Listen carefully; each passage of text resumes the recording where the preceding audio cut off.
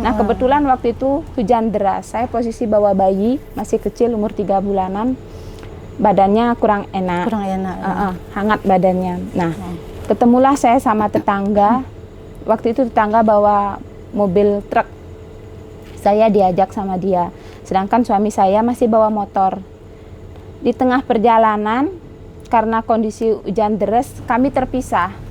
Saya sama suami terpisah, yang tadinya suami selalu ngikutin dari belakang, nggak ketemu. Nah, di sana itu saya nyasar, kalau nggak salah di Munggu tempatnya itu. Itu pun di pelosok sekali. Nah, di situ saya kebingungan, karena saya kalau mau ke kos saya belum tahu kosnya di mana. Saya menghubungi suami tidak mungkin karena nggak ada HP kayak zaman sekarang.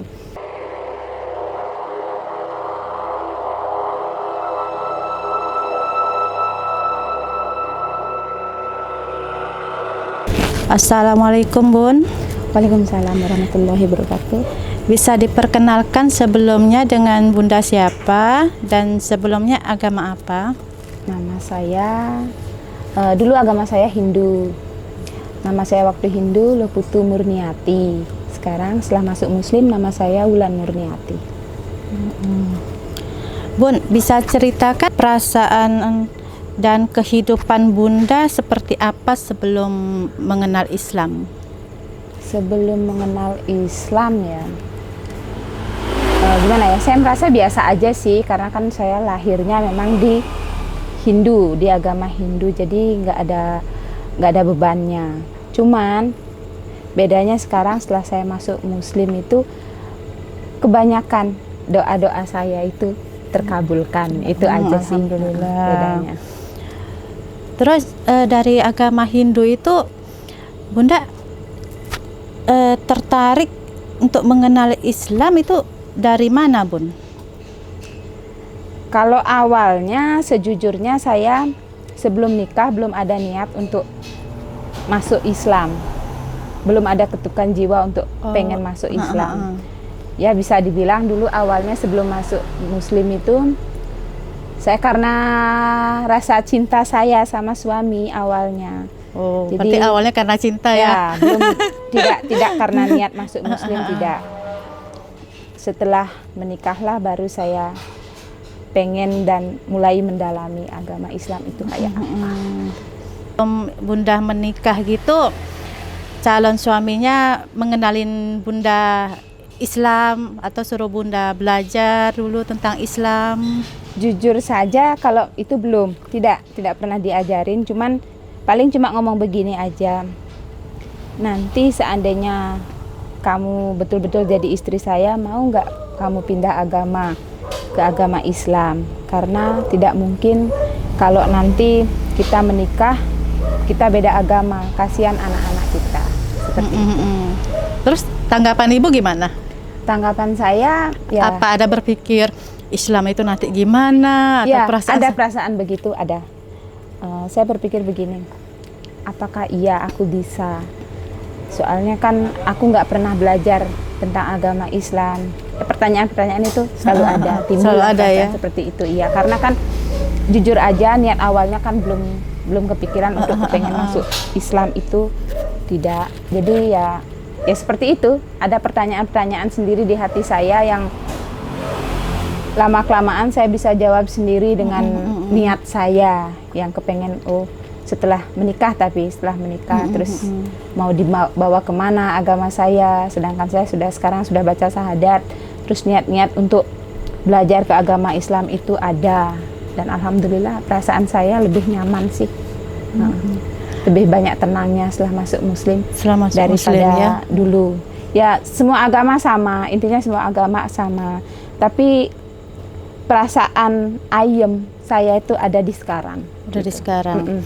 Terus Dibanding ini dulu. Bunda masuk Islamnya itu atau hijrahnya itu di saat sudah mau nikah atau? Begini, pertama saya masuk Islam, memang saya nikah sama suami, terus baca syahadat, saya nikah, masuk Islam. Cuman hati saya masih belum begitu bisa mendalami, belum bisa merasakan saya itu sekarang Muslim, belum, masih ngambang lah intinya. perasaan itu timbul dan saya rasakan betul-betul percaya dengan adanya agama Islam karena mukjizat yang pernah saya ceritakan tadi, bahwa saya merasa bersyukur doa saya dikabulkan di saat saya nyasar. Bisa ceritain Bun, nyasarnya itu kisahnya itu lo gimana gitu loh? Begini ceritanya. Dulu saya melahirkan di kampung, punya bayi di kampung. Nah, waktu itu saya masih belum punya rumah ya. Suami saya kerja di Kute, saya tinggal di kampung. Nah, suami saya cari kos-kosan, mau ngekos. Diambillah saya dari Singaraja, mau diajak ngekos di Kute. Nah, kebetulan waktu itu hujan deras. Saya posisi bawa bayi, masih kecil, umur 3 bulanan. Badannya kurang enak. Hangat badannya. Nah, ketemulah saya sama tetangga. Waktu itu tetangga bawa mobil truk. Saya diajak sama dia. Sedangkan suami saya masih bawa motor. Di tengah perjalanan, karena kondisi hujan deras, kami terpisah. Saya sama suami terpisah. Yang tadinya suami selalu ngikutin dari belakang, nggak ketemu. Nah, di sana itu saya nyasar. Kalau nggak salah di Munggu tempatnya itu. Itu pun di pelosok sekali. Nah, di situ saya kebingungan karena saya kalau mau ke kos saya belum tahu kosnya di mana. Saya menghubungi suami tidak mungkin karena nggak ada HP kayak zaman sekarang. Nah, akhirnya di situ dah saya berdoa, betul-betul berdoa. Saya minta, ya Allah, kalau memang hamba sudah diterima menjadi umat-Mu, tolong pertemukan dengan diri saya dengan suami saya gitu. Dengan betul-betul saya berdoa waktu itu, dan selang beberapa menit, kalau nggak salah paling lambat 10 menit, nggak sampai kayaknya 5 menitan itu, datang suami saya tiba-tiba dari timur, sedangkan kakak saya dari barat. Dari situlah saya betul-betul bersyukur, ya Allah, ternyata memang betul-betul doa saya dijabah. Terus betul-betul saya merasa, saya sudah diterima. Ternyata benar Allah itu maha ada gitu. Dari situlah saya betul-betul merasakan. Nah, dari situlah saya betul-betul merasa saya ini Islam gitu. Itu pengalaman saya pertama, dan sampai kapanpun saya bakalan ingat. Baru hatinya terbuka, betul-betul mendalami Islam saat itu ya? Iya, betul. Disitulah betul-betul terbuka sekali hati saya. Ternyata memang ya Allah, betul-betul hamba diterima jadi umat-Mu. Sekarang hamba akan berusaha sebisa hamba belajar apa itu Islam, begitu Madana. Baru serius untuk mendalami, mempelajari. Sholatnya udah betul-betul sampai saya nggak pernah meninggalkan sholat. Dan ketika saya meninggalkan sholat sekali aja itu rasanya berat. Kayaknya saya punya hutang gitu. Punya hutang? Iya, terus saya ada hutang saya yang belum terbayar. Kerasa sekali kurangnya di mana gitu. Nah, dari situ pun ya memang saya memang saya mungkin tidak bisa seperti orang-orang yang betul-betul pintar masalah agama. Tidak, tapi setidaknya saya akan berusaha dan tetap akan makin berjalan pelajari seterusnya. Kalau dengar azan gitu ya, itu rasanya merinding di hati. Kayak tertarik, aku harus sholat, kayak dipanggil betul-betul harus sholat gitu. Betul-betul pasrah menyerahkan diri sama Allah gitu. Di situ kerasa sekali. Apalagi kalau Idul Fitri, hari raya, dengar puji-pujian itu, saya sempat nangis tanya suami saya. Padahal saya nggak begitu mengerti bagaimana, belum begitu paham. Tapi dengar pujian itu rasanya kepengen nangis. Apa yang bikin saya nangis nggak tahu. Tapi sedih, hati ini dapat sesek, merasakan ya. Kayak begitu. Nah itu dah saya bilang, kok bisa ya Pak, kok rasanya kayak pengen nangis. Udah nih pengen nangis. Ya, nggak apa-apa, keluarin aja, nggak apa-apa. Aku seneng kalau diulang kayak gitu. Berarti hatinya Dewi Ulan itu udah terbuka, udah diketuk gitu. Ya mungkin iya juga Mbak. Karena nggak semua orang kan bisa dapat merasakan gitu kan. Dengar apa itu, apalagi kalau ada orang ngaji gitu, saya dengar ya suaranya. Walaupun saya jujur aja nggak bisa ngaji, tapi saya dengar orang ngaji itu rasanya merinding seluruh badan saya. Pengen sebenarnya saya bisa gitu. Ya sekarang paling masih bintik-bintik belajar sedikit-sedikit gitu. Yang penting mau belajar itu ya kan. Ya niat selalu ada Mbak. Intinya ya mungkin salah saya juga sih karena saya banyak sibuknya. Jadi kurang kayak orang-orang. Kebetulan saya kan ya dari pagi sampai malam, kadang sampai jam 9 malam masih ngurusin pekerjaan. Ya salah juga sih terlalu memikirkan dunia. Ya. Iya betul. Tapi ya mau bagaimana, saya juga kan butuh untuk anak-anak ke depannya. Terus ya kalau kita ada rezeki kan kita bisa berbagi, intinya gitu. Saat usianya berapa Bun hijrah gitu? Hijrahnya itu 24 kayaknya. 24 masih tahun. muda ya. Berarti Bunda sudah ikut merasakan atau ikut puasa? Kalau puasanya saya ikut. Memang ikut. Tapi kebetulan waktu habis nikah, selang 1 bulan saya hamil. Sama suami jangan dulu ikut puasa. Memang nggak ikut puasa. Setelah itu anak saya sudah lahir, saya ikut puasa. Ikut puasa. Puasanya sih memang udah dari dulu. Bahkan sekarang kalau bisa, apalagi sekarang saya sudah nggak mengalami menstruasi, nggak pernah putus kalau saya. Gimana Bun perasaan pertama kali? Perasaan saya begini, enak ya yang bukan Islam. Bisa makan seenaknya, bebas-bebasnya gitu. Tapi setelah kayak sekarang ini saya merasa justru betul-betul enak kalau puasa. Karena apa? Nggak ada penyakitnya kalau kita kalau nggak puasa kan makan sembarang tuh. Kalau kita puasa kan makannya itu ya ada diatur lah gitu. Jadi untuk penyakit kayak ya insya Allah sih jauh dari penyakit lah. Terus untuk sholatnya nih Bun, pertama kalinya Bunda sholat, apa ada perasaan yang Bunda belum pernah rasakan di dalam hati? Sebelum ya waktu masih belum terbuka hatinya nggak ada, hambar, jujur aja hambar, nggak ada. Ya sekedar sujud ya sujud. Kayak anak kecil juga. Tapi ketika saya sudah merasakan hati saya sudah terbuka, kerasa sekali Mbak. Di hati itu apalagi setelah berdoa itu plong, kayak nggak ada beban. Nggak ada beban ya. Betul-betul kerasa ya gimana sih, enak pokoknya.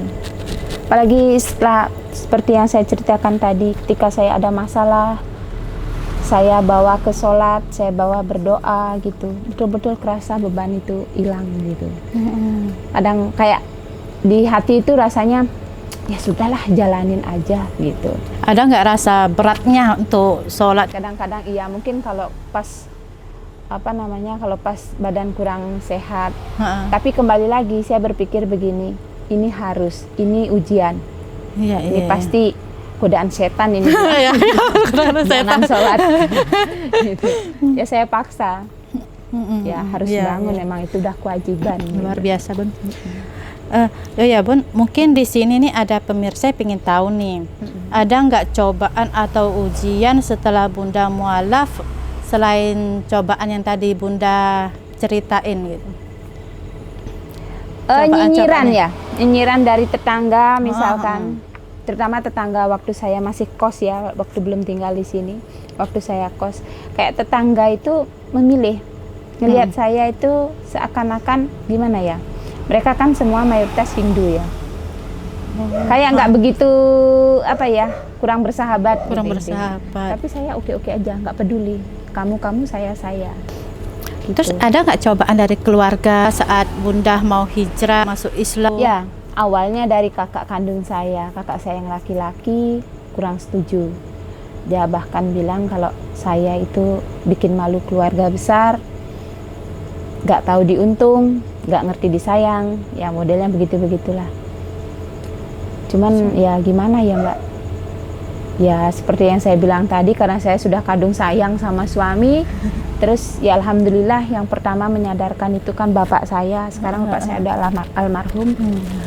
Bapak saya menyadarkan kalau kakak itu tidak boleh memutuskan jodoh seseorang gitu, karena apapun agama saya nanti toh tujuannya sama Tuhan gitu.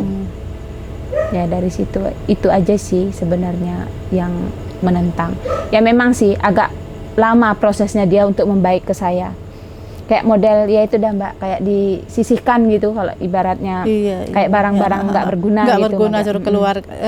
Pas saat itu disuruh keluar dari rumah atau Nggak disuruh keluar, tapi nggak begitu ramahnya itu udah nggak ada lagi. Nggak ada lagi. Seakan-akan saya nggak ada di situ gitu. Ya seperti itulah. Terus lama-lama sekarang ya mungkin dia sudah mulai sadar, baik lagi, alhamdulillah sudah alhamdulillah baik. Ya.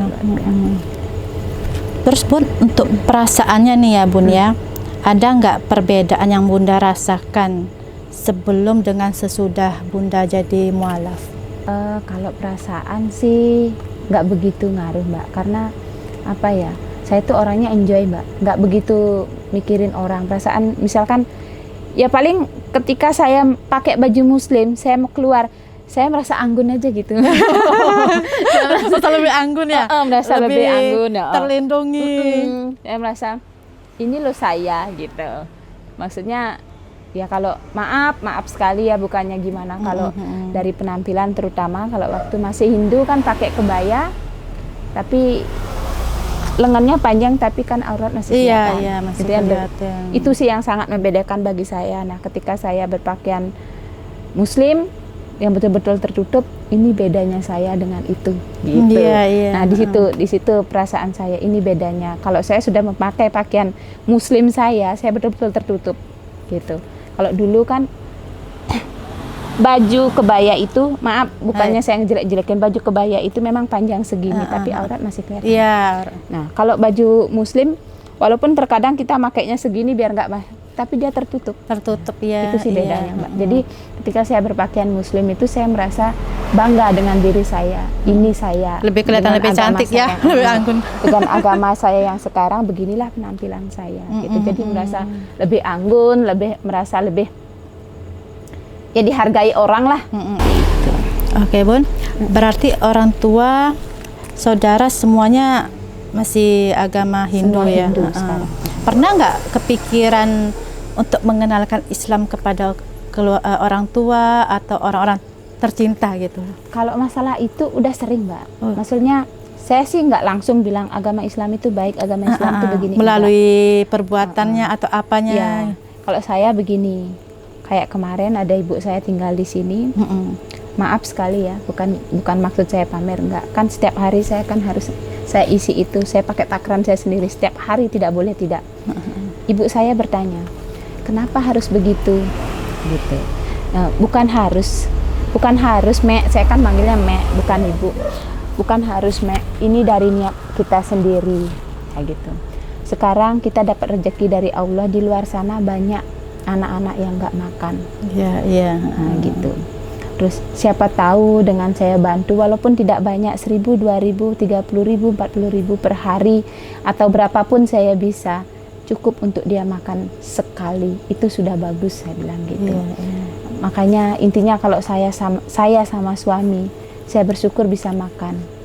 Saya nggak tahu yang di luar sana bisa makan apa enggak, saya bilang begitu. Terus, oh begitu ya Islam ya gitu. Bagus ya. Terus sebenarnya ini dari niat sendiri Mek, saya bilang begitu, niat sendiri. Tapi pikiran kita juga untuk besok kita di akhirat, saya bilang. Kalau kita sekarang baik sama orang, intinya kayak anak yatim lah terutama, insya Allah nanti amal kita akan dicatat di sana, dikurangi sedikit aja dosa kita. Kita kan banyak dosa di dunia, saya bilang begitu. Oh, ibu saya ini termangu-mangu. Oh, iya, gitu. Iya, termangu-mangu ibu saya gitu, saya bilangin begitu. Nah, kayak ponakan saya juga begitu, saya bilang, kok Bibi rutin sih masukin gini gitu. Loh kenapa memangnya, Bibi kan kerja, saya bilang gitu. Kalau bisa kita harus tetap berbagi. Semakin kita berbagi, jangan takut kita nggak punya rezeki. Insya Allah ditambah lagi, ditambah dan ditambah lagi. Saya bilang begitu. Apa benar begitu, Bi? Lah buktinya, saya bilang gitu. Bibi sudah bisa merasakan sendiri. Dulu Bibi cuma kuli, kerja di hotel, dapat uang habis sebulan selalu habis. Tidak pernah kelihatan, nggak ada tabungan apa ya. Setelah Bibi buka usaha sendiri, walaupun dari nol awalnya Mbak, betul-betul dari nol. Tapi saya tidak pernah lupa untuk bersedekah. Ya alhamdulillah sekarang ya untuk makan, untuk nyekolahin anak nggak susah lah.